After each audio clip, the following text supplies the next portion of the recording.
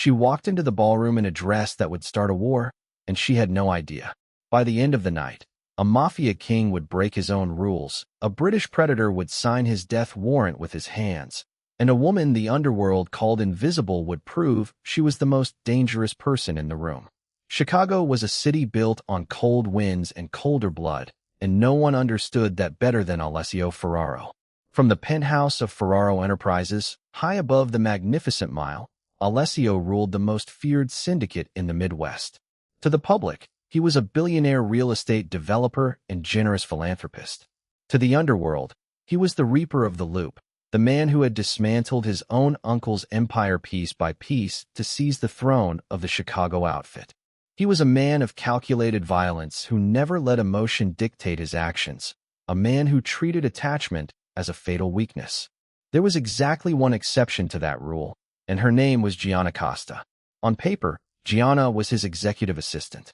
In truth, she was the brilliant architect behind every legitimate front the Ferraro name hid behind. She scrubbed the ledgers, buried millions across offshore accounts with a few keystrokes, and walked federal auditors in circles without breaking a sweat. Her mind was a steel trap, forged in the unforgiving streets of the South Side, where she had learned early that any sign of weakness invited ruin. 3 years earlier, when federal agents launched a sweeping operation against the Ferraro family, Gianna had gone 4 days without sleep, rebuilding false paper trails and shredding evidence until the entire case collapsed. She had personally kept Alessio out of a maximum security cell. From that day forward, she was untouchable inside the organization. The soldiers did not fear her intellect. They feared what their boss would do to anyone foolish enough to cross her. She was also the one person who could unravel Alessio's iron self-control. In a world of gaunt socialites and surgically perfected mob wives, Gianna was a striking anomaly, full-figured, soft-curved, and entirely unaware of the effect she had on him. Self-conscious about her body, she buried herself in shapeless, conservative suits, hiding behind thick fabric to survive in a building full of dangerous men. Alessio allowed it, because it kept her safe. He kept his distance behind a mask of icy professionalism, convinced that closeness would only paint a target on her back.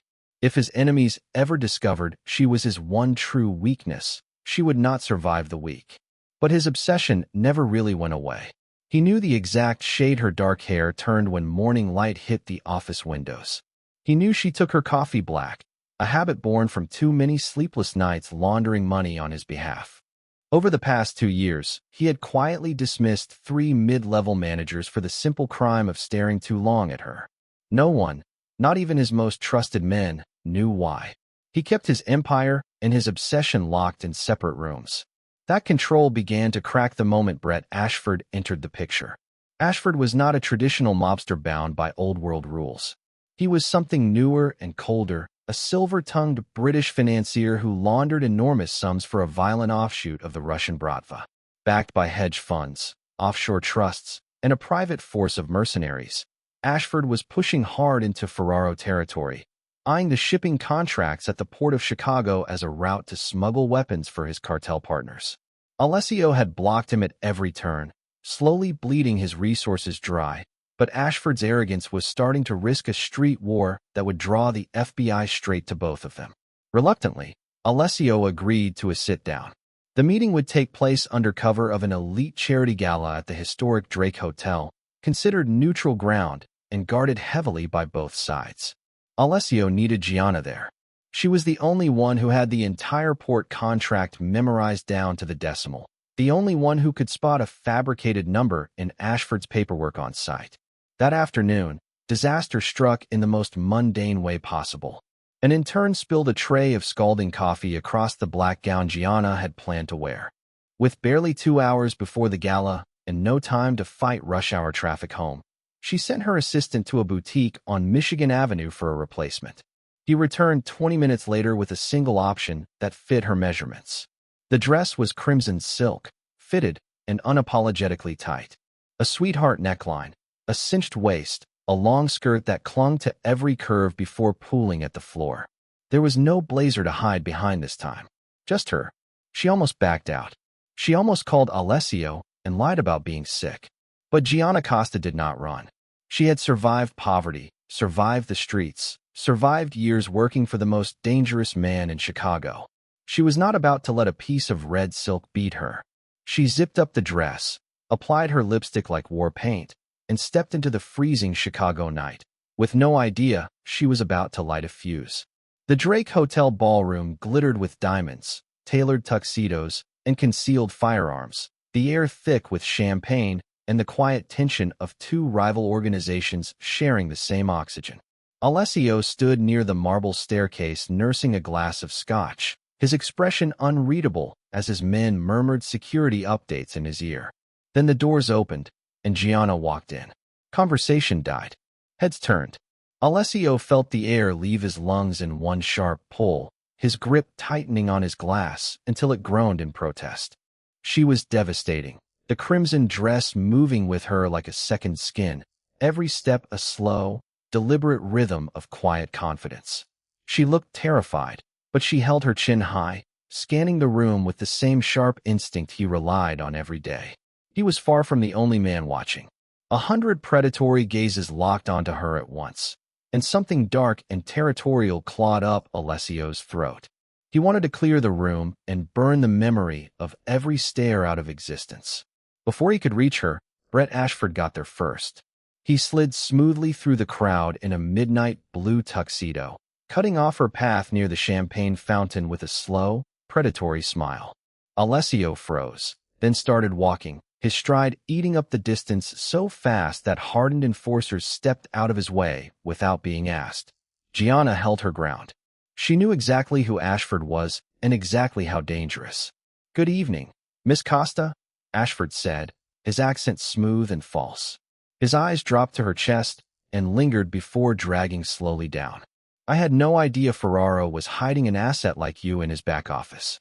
If I had known, I would have taken over his boardroom years ago." "I am not his accountant, Mr. Ashford," she replied, her voice cold and level. "And I am not on tonight's menu. If you want to discuss the port contracts, speak to Mr. Ferraro. If you want to make comments like that, go find a mirror." Ashford chuckled and stepped closer, brushing a strand of hair from her shoulder. She did not flinch, but her eyes flashed with warning. "Feisty," he murmured. "I like a woman with some real fire in her. Tell me, Gianna, whatever Ferraro is paying you, I will triple it. Come work for me. You can wear dresses like this every night, and I promise I will appreciate every inch." Gianna took a slow sip of champagne, already calculating. "You do not have anything to offer me," she said. "I reviewed your accounts this morning. Your shell companies in Malta are hemorrhaging money.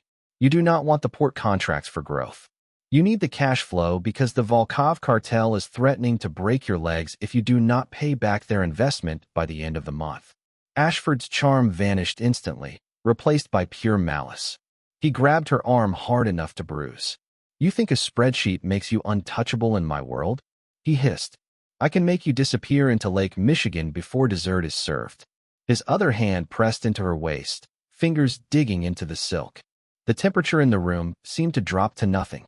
Alessio stepped up silently behind him, and the sheer weight of his presence made the surrounding crowd retreat without a word. "Remove your hand, Ashford," he said. It was not a shout. It was a low, guttural whisper that carried the finality of an execution order. Ashford stiffened but did not let go, his arrogance winning out over his instincts. "Ferraro," he said, smiling, "I was just getting acquainted with your lovely assistant. You really do hoard the best things in Chicago for yourself." Alessio did not even look at him.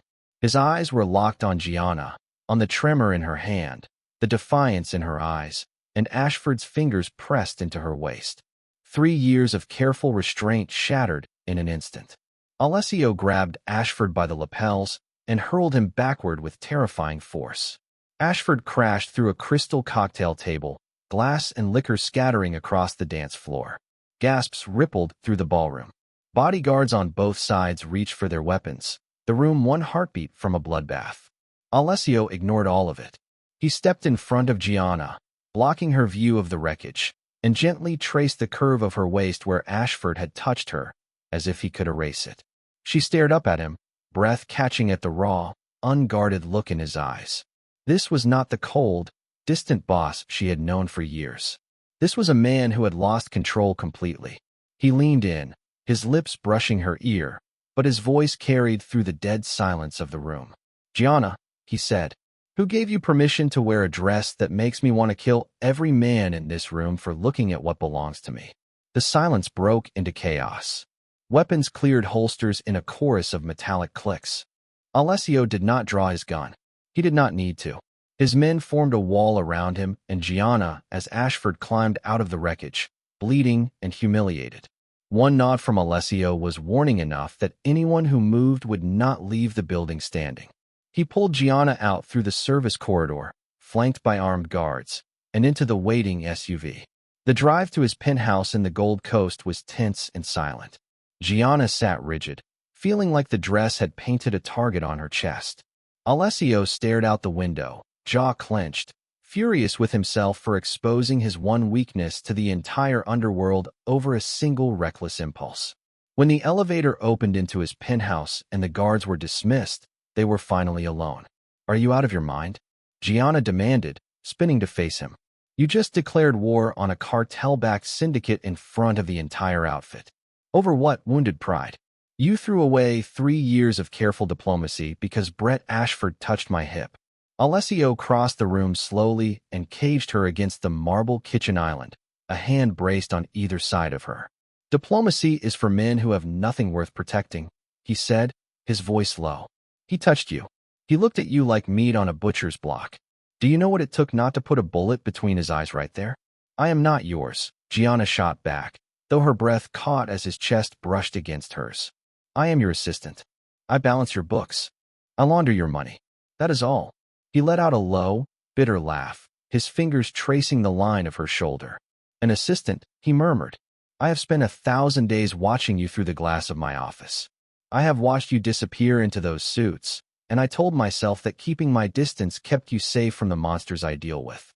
But tonight, I watched every monster in that room look at you the way I have wanted to for years." He leaned closer, his voice dropping further. "Do you think I care about the Volkov cartel or the port contracts?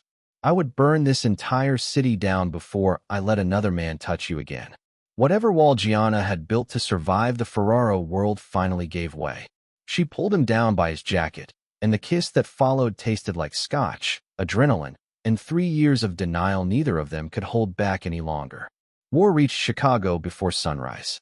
Furious and desperate to prove himself to his Russian backers, Ashford launched a coordinated assault. By 4 in the morning, his mercenaries had firebombed 3 Ferraro warehouses and ambushed 2 convoys near the Indiana border. In the penthouse, the mood shifted instantly. Alessio stood in his tactical room barking orders over encrypted lines, his face a mask of controlled fury. Gianna sat at the table in one of his shirts, fingers flying across her laptop. "Ashford has 300 men mobilizing at the shipping yards," Alessio said, slamming his hand on the desk. "Tell the teams to load up. We take out anyone who crosses into our territory. No exceptions. Call them off," Gianna said calmly, without looking up. Alessio turned, brow furrowed. "I cannot call them off. Ashford is making a move for a takeover. If we show weakness, the outfit bleeds out. You do not need a single bullet to end him," she said, turning her screen toward him. "I told you yesterday, Ashford is desperate for cash. The Volkov cartel gave him $50 million to secure the port contracts. He sank $40 million of it into bad investments in Malta, assuming port revenue would cover the gap before anyone noticed." She tapped a key, and a string of offshore transfers scrolled down the screen. "I just froze what was left. I routed it through 7 shell companies in the Cayman Islands and dropped it into an anonymous charity fund in Geneva. Then I broke through his firewall and sent his real ledgers directly to the head of the Volkov cartel in Moscow." Alessio stared at the screen, then at her. "Brett Ashford stole $50 million from the Bratva," Gianna said, sipping her coffee. "And now they know it. He does not have an army anymore. He has a death sentence." 10 minutes later, Alessio's phone rang. Ashford's mercenaries were abandoning the shipping yards in a full panic, and Ashford himself had been spotted racing toward a private jet at O'Hare. "He is running," Alessio said, checking his weapon. "The Russians will find him eventually, but I am not giving them that satisfaction. He touched you. That makes this mine to finish." Alessio caught him on the tarmac as the engines were still spinning up. It was swift, brutal, and impossible to miss. The message went out to every syndicate in the city. No one touched Ferraro territory, and no one looked twice at his woman. When Alessio returned to the penthouse as the sun rose over Lake Michigan, Gianna was standing at the windows, looking out over the city she had just saved with nothing but a keyboard and her mind. He wrapped his arms around her from behind, resting his face in her hair, letting the night finally drain out of him. "You are terrifying," he murmured against her neck. "I have 100 armed men working for me, and you took down a cartel-backed kingpin before breakfast with nothing but a laptop." She leaned back into him, a slow smile spreading across her face. "Someone has to keep this syndicate running while you are busy throwing men through cocktail tables." He turned her to face him, the same fierce, protective fire burning in his eyes. "You are never wearing one of those shapeless suits again," he said. "You are done hiding in my office. From now on, you stand beside me. You own me, Gianna. You own this city." Gianna Costa, the girl from the South Side, had walked into a room in a red dress and brought the most dangerous man in Chicago to his knees. She was no longer just an assistant. She was the undisputed queen of the Ferraro syndicate, and together, they would rule the underworld for as long as it lasted. If this story pulled you in, let us know by hitting like, and drop a comment telling us what stood out most, Gianna's brilliance or Alessio's obsession. Subscribe and turn on notifications so you never miss the next one.